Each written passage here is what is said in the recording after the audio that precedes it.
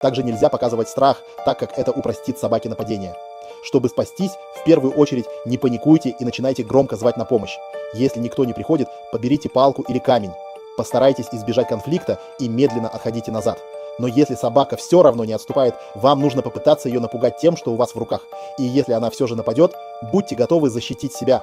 Если собака начинает вас преследовать, вам нужно защитить себя следующим образом. Каждый год в Индии многие люди умирают от укусов собак. Если вы подозреваете, что собака может на вас напасть, сначала обратите внимание на ее хвост. Если хвост напряжен, это может быть признаком того, что она собирается атаковать.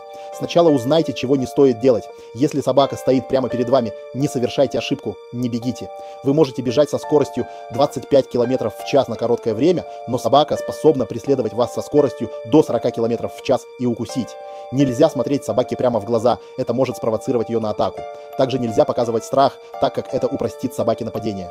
Чтобы спастись, в первую очередь не паникуйте и начинайте громко звать на помощь. Если никто не приходит, подберите палку или камень. Постарайтесь избежать конфликта и медленно отходите назад. Но если собака все равно не отступает, вам нужно попытаться ее напугать тем, что у вас в руках. И если она все же нападет, будьте готовы защитить себя. Если собака начинает вас